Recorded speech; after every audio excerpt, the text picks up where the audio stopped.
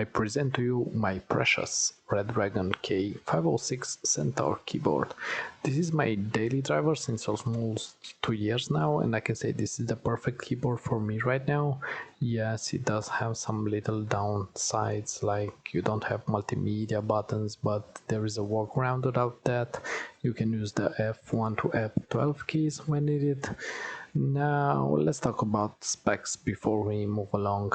Yeah, so this keyboard contains 104 double shot injection molded LED backlight keys, and it has 26 conflict-free keys anti-ghosting, which, as you can see, for almost 3 years the keys didn't scratch off, and I've been using it almost daily without missing any keys.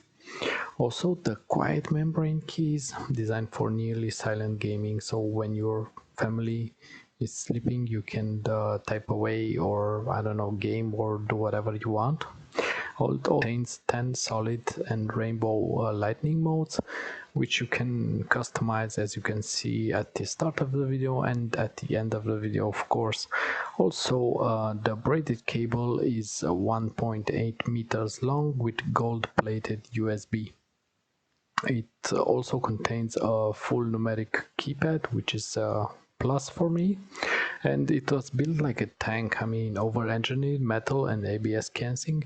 It standed a lot of hard times with me, let's just say that. Water spills and others like gamers, occasional punches and so on.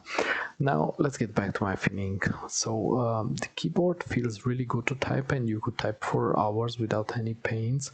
And also when you type slowly it is very silent, but when you speed up the noise is a little bigger, but not even close to a mechanical keyboard, so you are safe.